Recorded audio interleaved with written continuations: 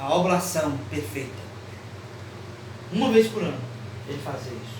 Agora, olha o que acontece. Para oferecer dons e sacrifícios pelos pecados. Pelos quê? Pecados. Então, função dos sacerdotes, do sumo sacerdote. Fazer o quê? Oferecer dons e sacrifícios. Continua. Sabe compadecer-se dos que estão na ignorância e no erro, porque também ele está cercado de fraqueza. Então, esse é o antigo sacerdote. Ele também estava cercado de fraqueza. Ele sabia da fraqueza do povo, mas ele também era fraco. Cristo não. Cristo é o sacerdote perfeito. Ele não tem fraqueza. Cristo não tinha fraqueza. Continua. Por isso, ele deve oferecer sacrifícios tanto pelos próprios pecados, quanto pelos pecados do povo. Ninguém se apropria desta honra, senão somente aquele que é chamado por Deus, como Arão. Então, esse antigo sacerdote ele oferecia também o sacrifício pelo seu próprio pecado. Vejamos, vai para frente. Assim também, Cristo não se atribuiu a si mesmo a glória de ser pontífice. Esta lhe foi dada por aquele que lhe disse: Tu és meu filho, eu hoje te gerei. Então, esse sumo sacerdote de Cristo, não foi ele que falou assim, eu sou o sumo sacerdote. Não. Foi o próprio Deus, o próprio Pai que disse, eu te gerei. Continua.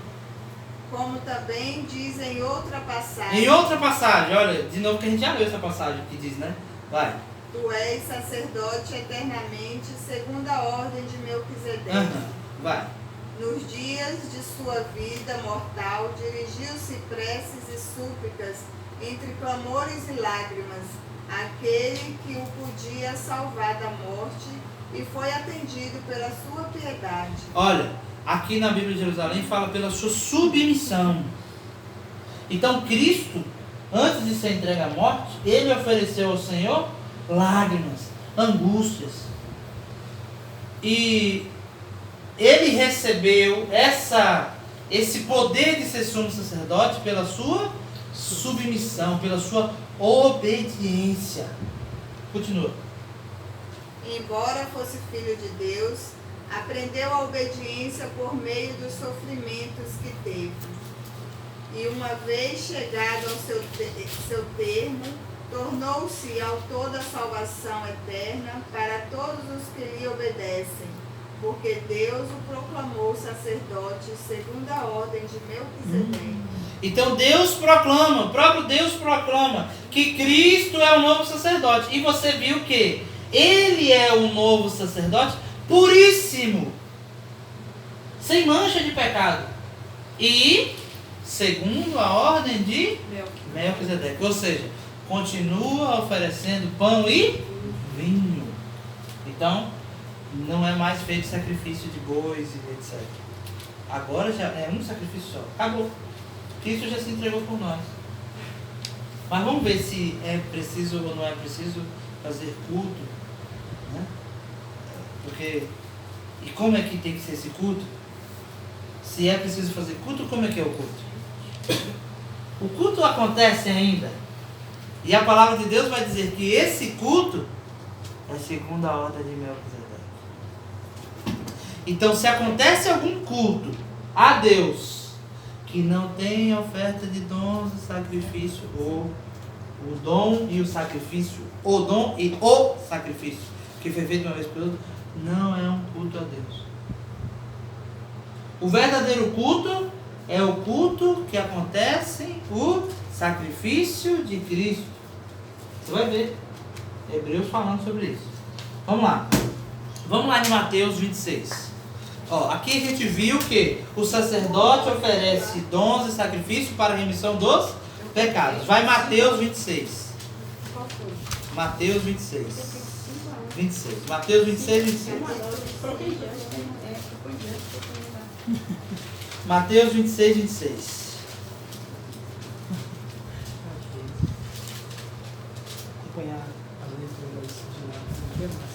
Tem umas coisas que é bem mais claro. aqui. É.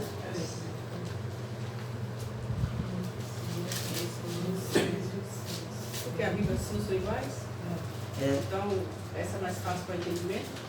Ela tem, Eu ouvi vocês falando. depende, porque tem algumas palavras aqui que a visão, na nossa visão hoje é mais clara. Igual aí fala submissão, aqui fala obediência. Não. Aí falou outra palavra e aqui falou submissão. Aí falou piedade e aqui falou submissão. Então, a piedade fica na nossa língua portuguesa hoje, a gente fica assim com... Realmente. Mas na verdade o termo certo é submissão, obediência, respeito, piedade, ó. Mas aí também fica isso. Né? É a mesma coisa, mas a gente tem que entender o que é piedade. Aí a gente teria que entender o que é piedade, que é ó. Mas é o trabalho, é obediência. E aqui já está mais claro, é submissão. Jerusalém. Ah, então. Vamos lá, Mateus 26, 26. Vai, ali. Durante a refeição, Jesus tomou o pão, bendeceu, partiu e deu aos seus discípulos, dizendo: Tomai e comei, isto é o meu corpo. Tomou depois um cálice e deu graças e deu-lhes, dizendo: Bebei dele todo, porque isto é meu sangue, o sangue da nova aliança, derramado por muitos homens e remissão dos pecados. Ah, para quê? Para a remissão dos pecados. Então, esse sangue que Jesus Cristo está falando, o sangue dele, que era para a gente fazer, que lá em Lucas a gente viu que Jesus manda dar uma ordem. E aqui ele diz que esse sangue é para a remissão dos pecados. Ô Tatinha, você também, moço, só que está batendo vento? Não, é isso mesmo que eu faço. Então, Amém. a remissão dos pecados agora Amém. acontece como? Amém. Como é que acontece a remissão dos pecados agora? Através da oferta do corpo e sangue de Jesus. É aí que acontece a remissão dos pecados de uma vez por todas. Por isso que a remissão dos pecados antigamente era imperfeita. Agora já não é imperfeita mais. Presta atenção nisso. A remissão dos pecados agora em Jesus Cristo é de uma vez por todas. Se você foi perdoado, você foi apagado do pecado. Completamente. Não tem mais pecado nenhum, não há mancha de pecado. Se você confessou direitinho.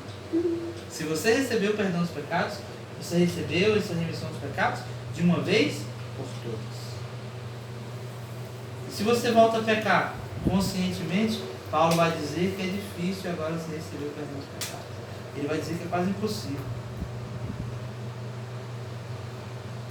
Porque você recebeu o perdão dos pecados de uma vez por todas. Você confessou, recebeu o perdão dos pecados. E ali você tomou a decisão de não pecar mais. Uma vez, isso foi um fato verídico. Nossa Senhora apareceu para um homem. Não, Jesus apareceu para um homem e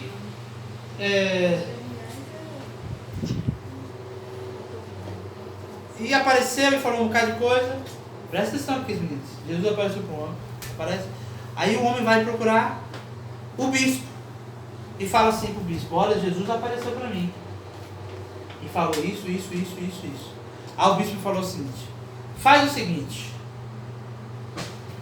você vai descobrir se é Jesus mesmo. Você vai lá e pergunta para Jesus quais são os meus pecados. O pecado do bispo. Vai lá.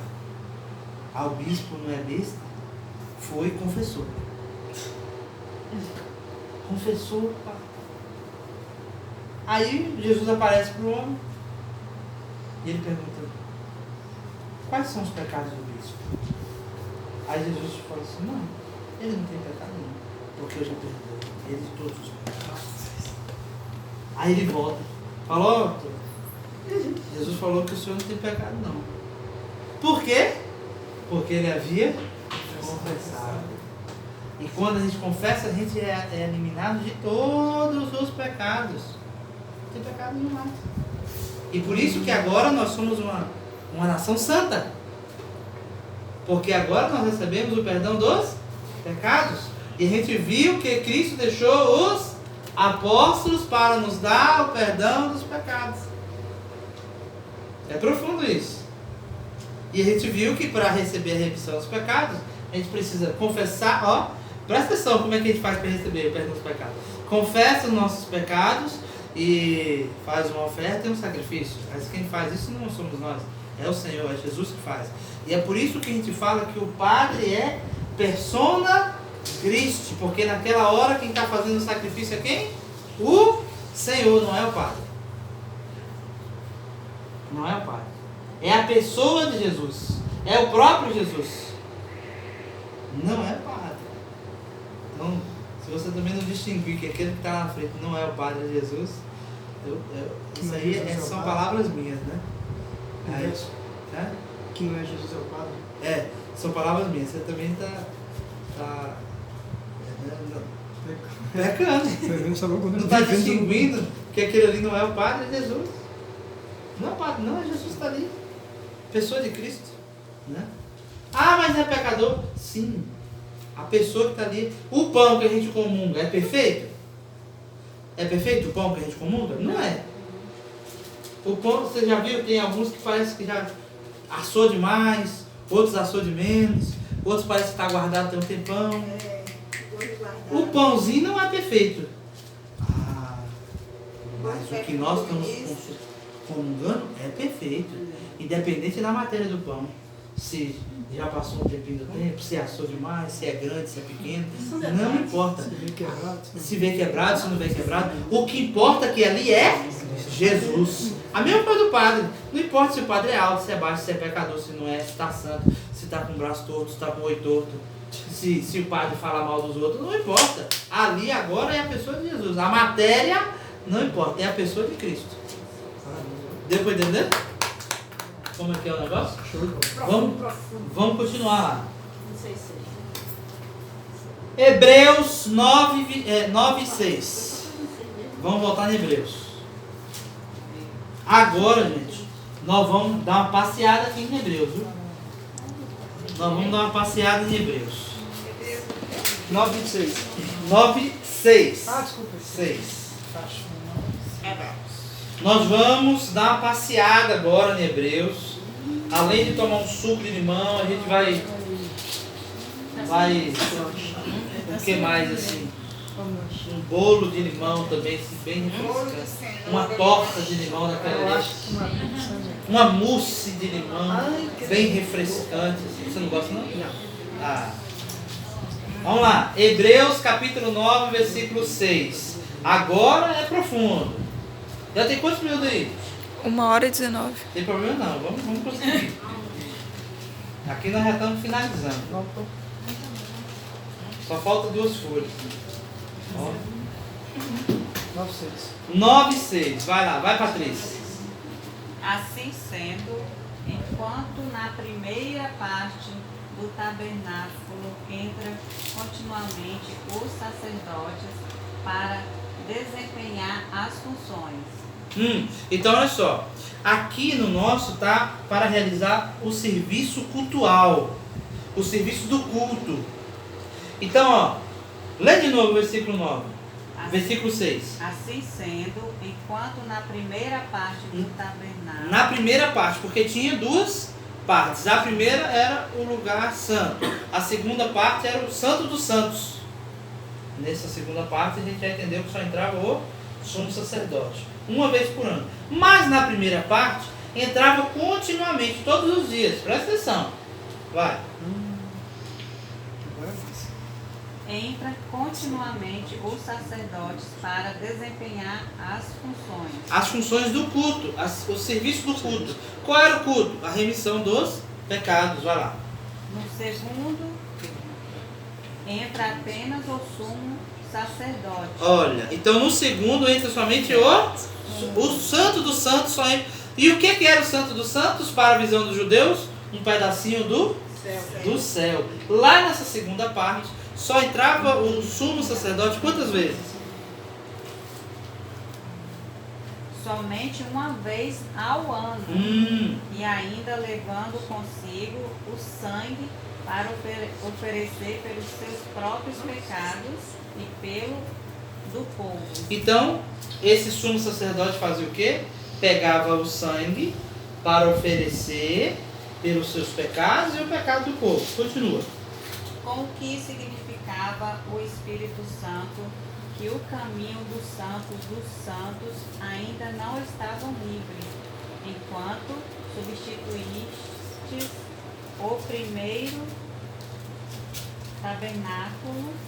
Então, aí vai dizer o seguinte: o Espírito Santo então nos mostrou que antes de Jesus Cristo ainda não havia sido rompido a primeira e a segunda tenda. Estava fechada ainda. Vai, continua.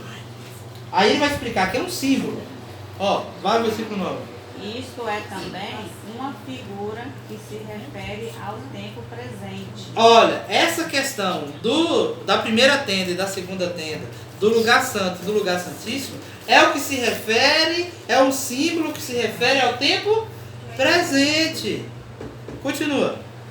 Sinal de que os dons e sacrifícios que se ofereciam eram incapazes de justificar a consciência daquele que praticava o culto. Então, o sacerdote fazia ou não fazia o culto? Fazia o culto. Mas era um culto imperfeito. Era incapaz de se tornar perfeito aquele culto. Por que era incapaz de se tornar perfeito?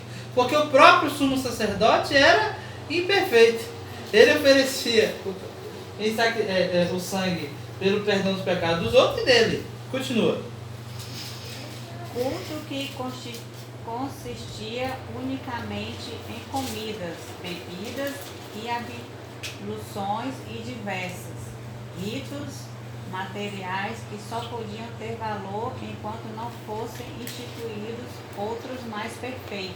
Então, a carne que era oferecida era uma carne perfeita. Era comida imperfeita.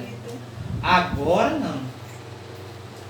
O que nós recebemos não é uma carne perfeita, não é corruptível, é uma carne incorruptível, uma carne perfeita. E a carne de quem? Do próprio Cristo. E por que é imperfeita? É perfeita, incorruptível? Porque Jesus está ressuscitado. Ele ressuscitou em espírito? Ele ressuscitou em carne e osso. Vamos ver se ele ressuscitou em carne? Marca aí, não sai daí não, que a gente vai voltar para aí. Isso aqui não está nas minhas anotações não, é porque a gente precisa complementar, né? É claro. Vai lá em João, capítulo 20 e pouco, 22 eu acho. Você mesmo. Pra gente saber se Jesus ressuscitou Em espírito. Em Eu também sempre espírito. tinha essa dúvida. né? Porque tem um que fala assim, ainda não toques em mim ainda. Aí eu fico, mas eu sabia que ele... Mas é porque ele não tinha sido glorificado. Mas aqui ele manda Mas tocar. aí eu penso que é porque devido a algum fator. Tipo assim, né? Que ainda não. Vamos lá. Ó, versículo, capítulo 20.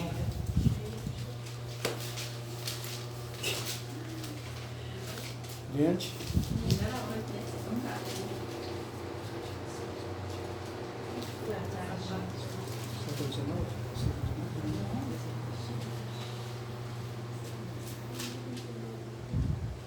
Deixa eu ver aqui. Versículo 24.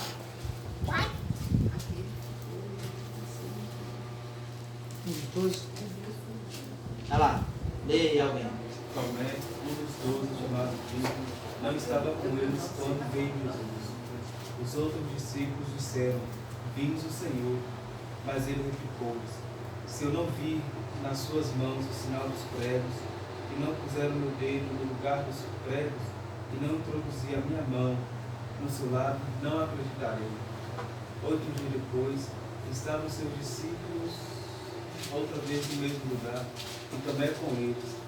Estando trancadas as portas, veio Jesus, pôs-se no meio deles e disse: A paz esteja convosco. Depois disse a Tomé: Introduz aqui o teu dedo e vê as minhas mãos. Põe a tua mão no meu lado, põe a tua mão no meu lado. não sejais incrédulo, mas homem de fé. Então, vai, pode ler. Respondeu Tomé, meu Senhor e meu Deus, disse Jesus, crentes porque me vedes, felizes aqueles que creem sem ter visto. Ó, então, Tomé tocou aonde? Tocou na mão, lá dentro da chaga de Jesus, o dedo dele passou de um lado para o outro. Tocou aqui dentro da abertura do lado de Jesus. Era em carne ou não era carne? Carne. Jesus falou assim, você está acreditando porque você está me vendo. Felizes são os que vão acreditar sem me ver. Vai ver o pão, vai ver o cálice e vão acreditar. Que é quem? Jesus. Será que é os meninos? Vamos lá. Agora volta lá. Você que marcou aí em Hebreus, volta em Hebreus.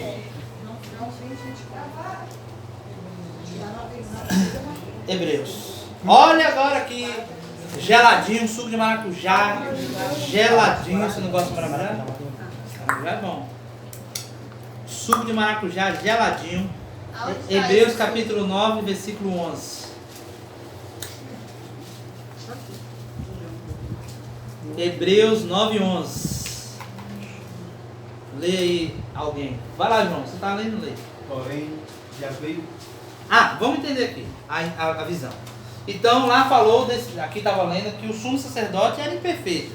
E que ele não tinha poder para quebrar, né, essa imperfeição. Mas, porém, vindo agora Cristo, você viu que lá no capítulo 5, falou que quem ortogou, quem deu a ordem a Cristo de ser sacerdote foi o próprio Deus. Vai lá, versículo 11. Porém, já veio Cristo, sumo sacerdote dos bens vindouros. Dos bens vindouros. Que bens vindouros são esses? A graça do céu. Vai. E através do tabernáculo mais excelente e mais perfeito, não construído por mãos humanas. Olha, agora ele revela um novo tabernáculo, não construídos por mãos humanas. Que tabernáculo é esse? Lembra que para os judeus, aquele tabernáculo era um pedacinho do céu. Então Cristo agora vem com um novo tabernáculo, não feito com mãos humanas. Que novo tabernáculo é esse? É o céu. Agora Jesus Cristo entra no céu. O verdadeiro tabernáculo não é feito por mãos humanas, é o céu. Continua para você ver. Isto é, não deixe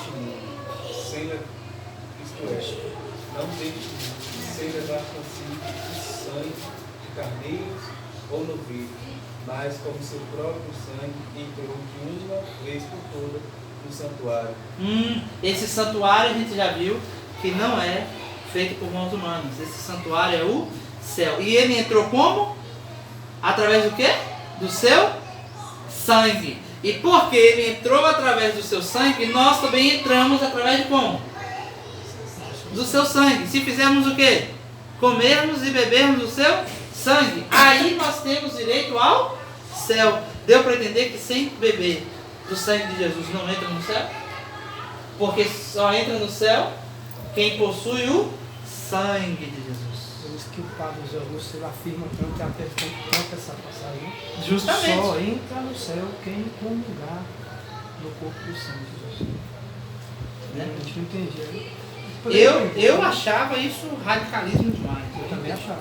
Mas depois que Eu achava isso ele foi explicando algumas... fundamentalista demais. Mas aí a palavra de Deus é clara. Né? Não adianta você chupar laranja e dizer que tem gosto de banana. Laranja é laranja. A palavra de Deus é clara. Se Cristo entrou no céu por causa do seu sangue, e ele diz: quem comer da minha carne e beber meu sangue permanece em mim. Ou seja, a gente entra no céu grudado em Jesus. Como? Se comer e beber a carne dele, do sangue dele. Continua.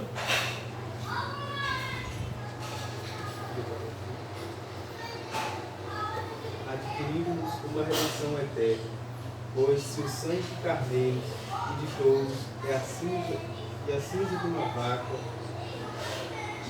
com que se asperge os impuros, santificam e purificam pelo menos os corpos. Então, está dizendo assim, que no Antigo Testamento, a oferenda dos bois, da novilha, santificava o seu corpo. Mas Cristo não é só o corpo. Cristo santifica a nossa alma de forma eterna. Você viu aqui, ó, obtendo redenção eterna. Vai no 14 agora. Quanto mais o sangue de Cristo, que pelo Espírito eterno se ofereceu como vítima sem mácula a Deus, purificará a nossa consciência das obras mortas para o serviço de Deus vivo. Para o serviço de Deus vivo? Ó, não tem interrogação não. Para, aqui na nossa fala o seguinte: consciência das obras mortas, para que prestamos culto ao Deus vivo. Então, é culto. Ou seja, como é que se presta um novo culto a Deus? O novo culto a Deus é prestado através do sacrifício de Cristo. E como é que Cristo mandou que a gente fizesse essa memória do sacrifício dele? Fazer isso em memória de mim. Como? Oferecendo pão e vinho. Então esse é o novo culto. Cristo deixa um novo sacerdote. Cristo deixa também um novo culto.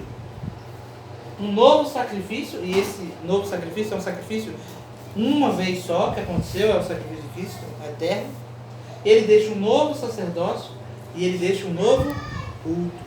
Como é que é o culto agora a Deus? Um culto agradável a Deus? É o culto que oferece pão e vinho. Então, se tem um culto que não tem pão e vinho, cuidado. O verdadeiro culto a Deus é o culto do sacrifício de Jesus Cristo. Então, se não é um culto que tem o sacrifício de Jesus, cuidado, é mentiroso. Porque o verdadeiro culto tem que ter o sacrifício de Cristo. Se não tem sacrifício de Cristo, não é culto. Quem está falando isso é a palavra. Continua. 15. Por isso, ele é o mediador do Novo Testamento. Ah, ele é por isso. Agora Cristo é o mediador. Lembra que antes quem era o mediador era o sumo sacerdote. Agora não, agora é Cristo. Cristo é o novo mediador. O mediador da nova aliança. Vai. Pela sua morte, expiou os pecados cometidos no decorrer do Primeiro Testamento. Olha o testamento aqui. Para que os eleitos recebam a herança eterna que lhes foi prometida. Então, por causa da morte de Jesus, aí é que nós recebemos a herança. Qual é a herança? O céu. Ele deixou um testamento. Fazer isso em memória de mim. Mas aquilo só se cumpriu depois da sua morte. Aí nós recebemos a herança. Continua. Porque onde há testamento é necessário que intervenha a morte do testador. Então, precisou Jesus Cristo morrer. Para que aconteça o recebimento da herança, o testador tem que morrer. Só que o nosso testador morre e ressuscita. Ai. Um testamento só entra em vigor depois da morte do testador. Permanece sem efeito enquanto ele vive. Por essa razão, nem mesmo o primeiro testamento foi inaugurado sem uma efusão de sangue. Então aqui está falando assim, ó, nem mesmo a primeira aliança foi feita sem o derramamento de sangue. A primeira aliança de Moisés só aconteceu com derramamento de sangue. Quer ver? Vai lá. Moisés, ao concluir a proclamação de todos os mandamentos da lei, em presença de todo o povo reunido, tomou o sangue dos touros e dos cabritos molados, bem como água, lã, escarlate e sopro. Aspergiu com sangue não só o próprio livro, como também todo o povo. E olha só agora o que Moisés fala. Anunciando. Dizendo: este sangue da aliança, este é o sangue da aliança que Deus contraiu convosco. Olha, então para a primeira aliança foi necessário o quê? O sangue. Então o que Jesus fez não foi algo novo que não existiu. Não. E ele fez isso, gente, para a visão dos judeus. Para que os judeus entendessem. Olha, teve uma aliança com sangue de de cabrito. Mas agora tem uma nova aliança. E é com o meu sangue. Continua. E da mesma maneira aspergiu o tabernáculo e todos os objetos do culto. Aliás, conforme a lei, o sangue é utilizado para quase todas as purificações e sem efusão de sangue não há perdão. Então, sem o derramamento de sangue não há perdão. Então, a gente só recebe o perdão dos nossos pecados por causa do derramamento de uma vez por todas de quem? De Jesus. E que a gente bebe o sangue dele todos os dias na Santa Missa. Continua. Se os meros símbolos da realidade celeste exigiam uma tal purificação, necessário se tornava que as realidades mesmo fossem purificadas por sacrifícios ainda superiores.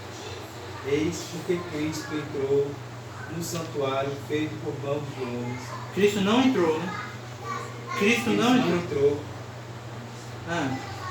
Cristo não entrou no santuário feito por mãos de homens, que fosse apenas figura do santuário. Que fosse apenas figura do santuário verdadeiro. Qual é o santuário verdadeiro? O céu. Então Cristo não entrou no lugar figurativo. Cristo entrou no céu. Para quê? Olha aí. Mas no próprio céu. Então aqui está falando, comprova, de que Cristo não entrou em um tabernáculo feito por mãos humanas. Cristo entrou no próprio céu e nos levou a entrar no céu. Para quê? Para agora se apresentar intercessor. Nosso ante a face de Deus. E não entrou para se oferecer muitas vezes a si mesmo como ponto